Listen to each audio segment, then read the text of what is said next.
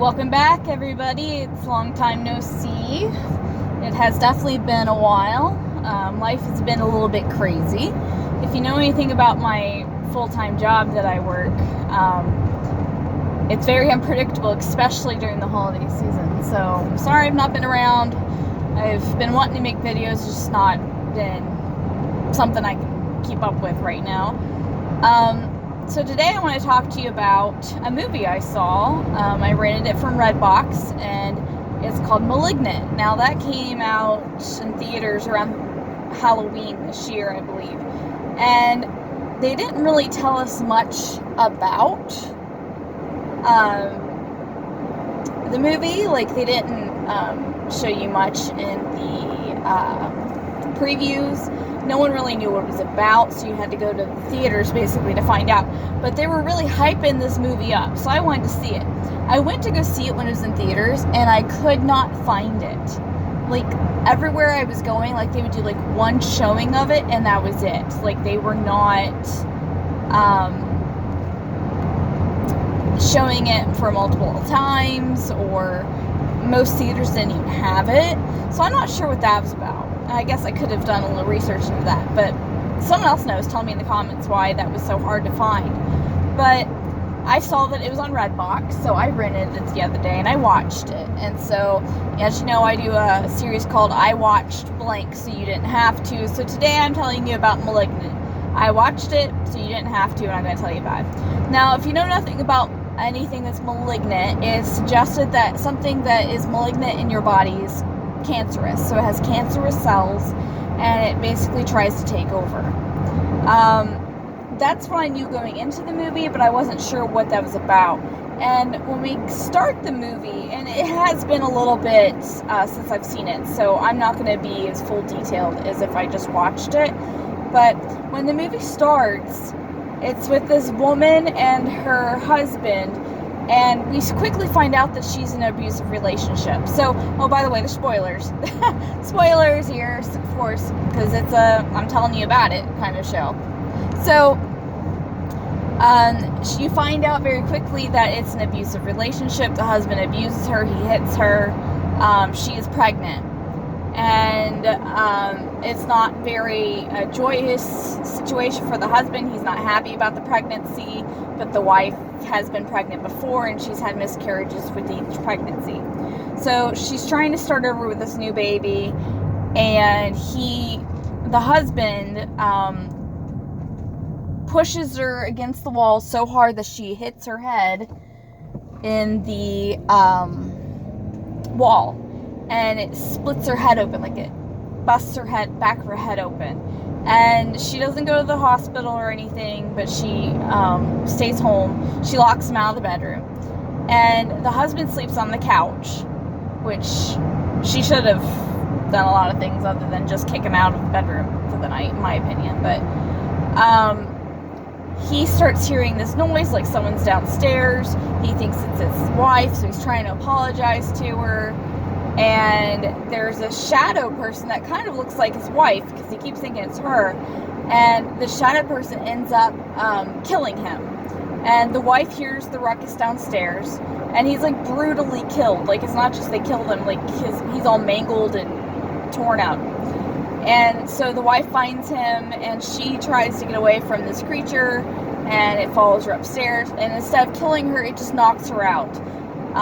And she wakes up in the hospital, and she finds out she lost her baby. So she's traumatized because someone broke into her home and killed her family. And she's returning to the home. It was kind of an odd situation, and her estranged sister comes to help her to adjust back to being home and losing the baby, and her husband's dead. So they're investigating. Meanwhile, the police are investigating this murder of the husband and the break-in, and they realize that there's no signs that the intruder actually broke into the house. So it was someone they either let in because they knew them, or the wife was in on it. And they started pursuing that they thought it was the wife. But the problem was, how was that wife that was pregnant and she was having so much issues during the pregnancy? She was very uncomfortable. That's something that she was complaining about before they got in their argument. They said, how could she do that, especially since she's so much smaller than him? So they're trying to look into it, and they're not getting many leads. So eventually, we start getting like flashbacks, and there was a flashback at the beginning of the movie where we're in this research facility, and there is a creature that is in the facility, and there's attacking everybody. And there's this main doctor that says it's time to remove the cancer, which Malignant, trying to remove time to remove the cancer, get rid of this situation. And it's like this incredibly strong creature. We don't really know what it is, but can't see it. So that did happen. So you don't really know what that has to do with the woman. And so we go back to the woman, and she starts seeing things in her dreams. And she sees the doctor that we saw at the beginning of the movie, and she's much older, of course. It's been like 30 years, and it tells you that. And she watches this creature murder the doctor. And this is a doctor that is awarded for her surgeries that she's able to perform, and her psychiatry work. She's very well known. So when she dies, the police are aware of it, and they're doing an investigation. They notice that there's some similarities in how she was brutally killed. And the girl shows up, and she says, I saw the kill. I saw the killer murder her. I saw everything. So they're like, sure you did. And so like the sisters are trying to convince them that it's like she is apparently able to see the future, like one of those people that reads tarot cards. And there's this weird relationship going on, like the cop's attracted to the girl's sister, and it's just a weird additive that wasn't needed. I don't know what that was about. It was, I guess, to add humor because they were awkward toward each other, but it was just weird. It was weird for a horror movie to have it. And so they don't really believe her. She gives them a sketch of what this person possibly looks like because she sees him in her dream. And what she sees is like this gnarled up, mangled up half face.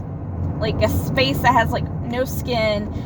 Teeth are like scarce. One eye's not even hardly open. Lots of hair. Dressed very oddly.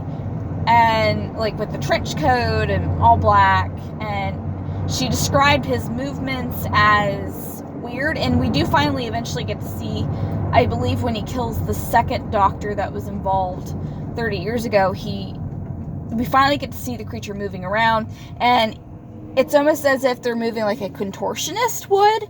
And I actually thought it was a contortionist working, and I didn't look into it, so maybe not. So the contortionist movements, and it was just really weird how they were running around and moving. And they were like invincible, so like they would get shot and they're not reacting to it. So eventually there's a couple other people that die, and she sees all of them die. It's like she is there in that room. She's like transported into that room with the killer, and she's seeing everything up front. She's calling the police like, hey, go to this place. This is where he's hit next. The cop even runs into the creature and chases it to this abandoned building. Underneath that is like an abandoned city. And I think we're in New York, and there's the abandoned city in New York underneath. Where the city was built on top of the city. And there's a side story going on where the creature has gone to a tour that takes place underneath the city, and he has abducted this lady and has tied her to this wall in the attic. And we keep going back there every once in a while. And we get like an update that the lady's still there, and like the creature's taking literally a trophy from the first doctor that they kill and is making a weapon out of it, like a sword, and he's using that to kill the other people that were involved, like the nurses and the staff that survived their attack 30 years ago. It's just really weird. You're not getting many answers. And then all of a sudden things start like adding up, like towards, they're starting to suspect the main woman who's been seeing the dreams. And it's like, well, how could she be doing this? She's not capable of doing these brutal things. We don't get it. And so we start doing some research, and we find out that the lady, the woman, she's actually adopted. And we find that out because she tells her sister the reason why having a baby was so important to her. She wanted to have a baby that was someone that was actually related to her. And the sister said, what do you mean? And she says, I was adopted. I'm not really your sister. So we find that out. It was very weirdly placed in the storyline. They just had to throw it in there somehow. And of course somebody didn't know about it, so then it was like a mystery. And so the main girl's sister starts doing some research, and she finds out where the sister came from. And she finds out that the sister was in that facility where this creature attacked 30 years ago. She came from there. And she does a little bit more research, and she finds out who the mother is, and finds out that the mother was pregnant as a teenager, and she couldn't take care of the babies, and she found she was having twins. She couldn't take care of the babies because her family refused to support her, so she agreed to admit the children into the care of this facility, this research facility. And kind of weird. And so the mom on the camera says, and this is what the sister found, is recordings, video recordings. And the mom says, take care of my daughter, and don't trust my son, he's an abomination. And that's where it leaves off with that video. And we're like, okay. So then you find out that the son and the daughter are who the person is, the main girl is. So she's the daughter.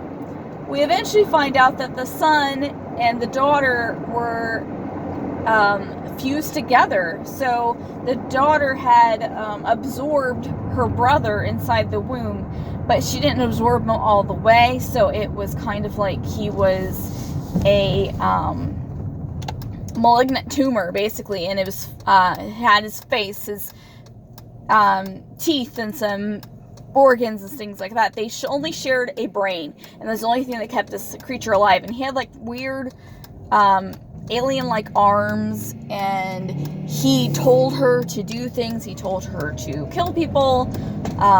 She did all the movements, but he could control her brain.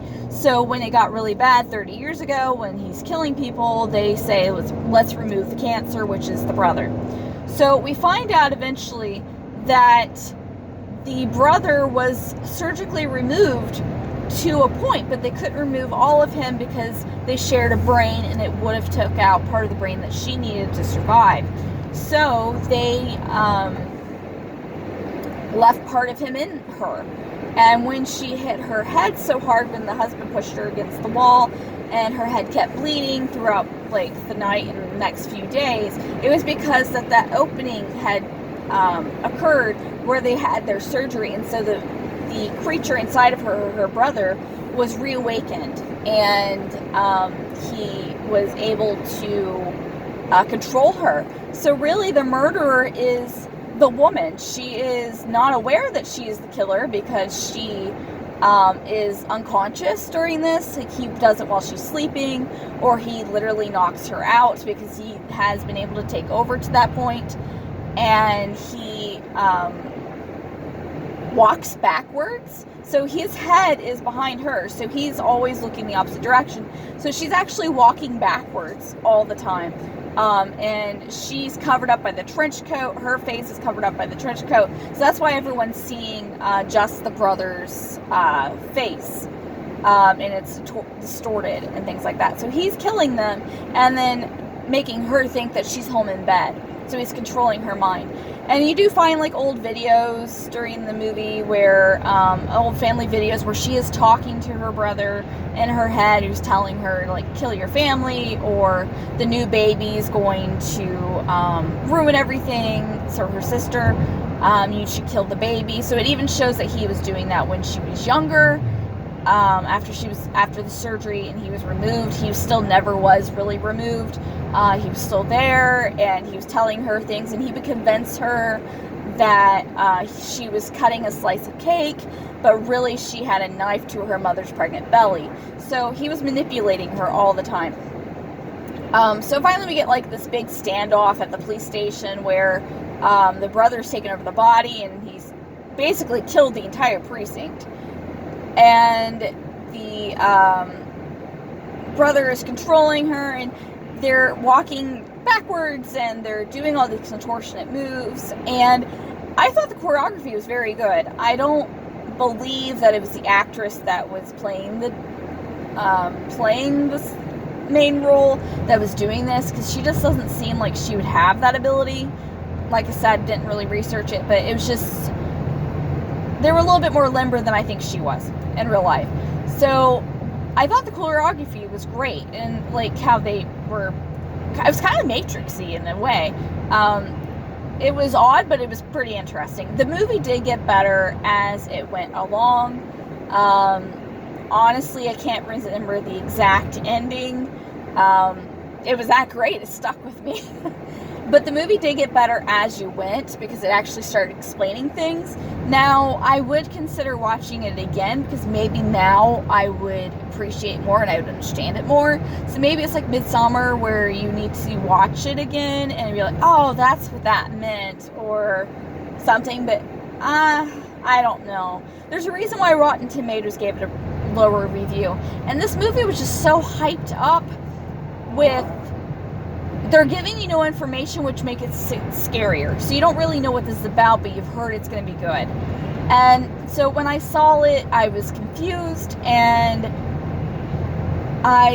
like I said, they started explaining things, but I felt like it took too long to start explaining it. So a lot of people probably would have been like, okay, I'm done. So, I mean, it was worth seeing for, like, I think I paid $1.83 to see it. To rent it one night and see it, so I wasn't out that much. Now, was it worth going to the theater and paying at least $10 to see it, and then paying for the gas to get there, and if I wanted popcorn or something? No, it was not. Definitely something that you'll be glad that you didn't see it in the theater. You saw it at home in your own comfort of your room. So you can fast forward through like slow parts, or you could rewind like I did a couple times, because there's times when I'm like, what did they just say? Or what did I just see that makes no sense? And just little things like that. Like, there's just teeny tiny plot holes that are missing, which really in a way shouldn't matter, but after a while they add up and they make it a big difference. So for me, that was something that I couldn't let go. I couldn't let it go past me about not explaining things fully, or things were just convenient. The fact that we conveniently waited 30 years, even though this husband's been knocking this girl around for, it seems like, a while.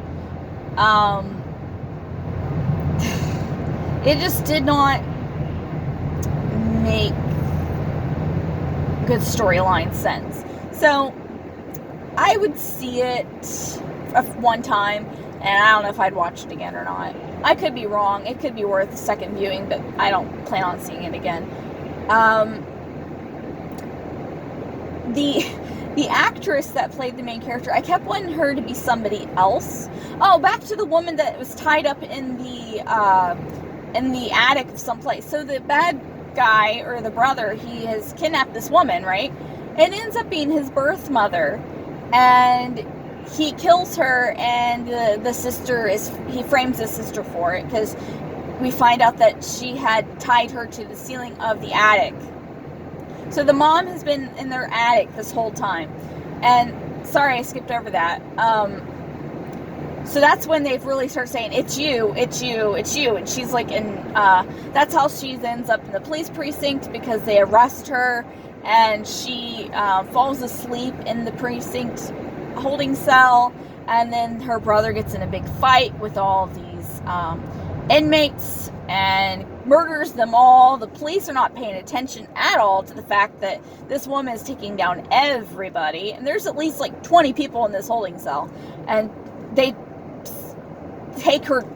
she takes them down. And there's some rough and bigger people than her in there. And she takes them down within a few minutes. And they're screaming, and there's all this blood and gore going on, and nobody checks on them to see what's going on. And then eventually they get out of the jail cell, and that's how there's a showdown in the precinct. Sorry. So remember, in that part, I will say that there's action in it, and I like the choreography, because it had to be choreography to be able to make the whole walking around backwards and fighting with people backwards work. It was almost like they were dancing. So there was some action. So if you're looking for action, you're looking for gore, not a bad movie. Maybe something like in a couple of Halloweens from now I'll pick up and I'll watch again, but it's not something I'm going to go buy a copy of. It's not one that I'm really going to recommend too highly. I would give it like a 5 or a 6. It just depends on what mood I am. I was a little impatient for the storyline to go by, and I think that's what my problem is. But, oh well. My next movie that I want to see is West Side Story.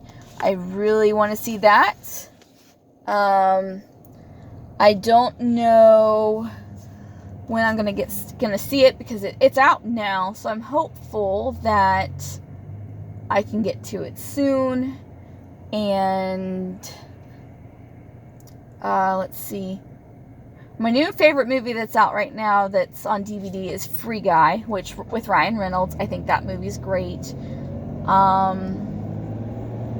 Let me know what movie I should see next, guys. So if there's something coming out that you think I should see, let me know in the comments. I hope you guys have had a great day. I've missed making videos. I have some ideas. I say that all the time. But I do have some ideas. I'm working on them. Some of the things, we just gotta wait till the timing is right. And things are actually taking place for it to happen. So some things we have to wait on. But I do have some ideas. I've missed making videos, like I said. I tried to make an Among Us video like 4 times, and it's just been impossible to get done.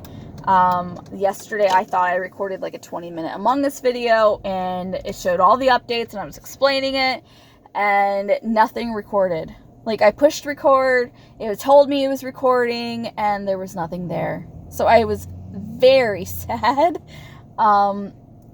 So you would have had another video, but I'm going to blame my phone, because my phone is being a little dramatic lately, and I think it's having strokes. So just know that I have not forgotten about this channel. I really want to keep uploading and talking about my thoughts and my feelings and share things with you guys. It's just not going the way I want, which it's whatever. But I hope you guys have a great day. Know that I appreciate you being here, and you are loved. And I know that this time of year sucks. So just try to find some positivity if this is a time of year that you struggle with. I hope that everyone has someone to celebrate the holidays with. If you don't celebrate the holidays that are coming up, just enjoy the beautiful weather. That's something that I'm trying to enjoy as well. The oddly warm December. So there's that too. All right, guys, have a great day. Bye.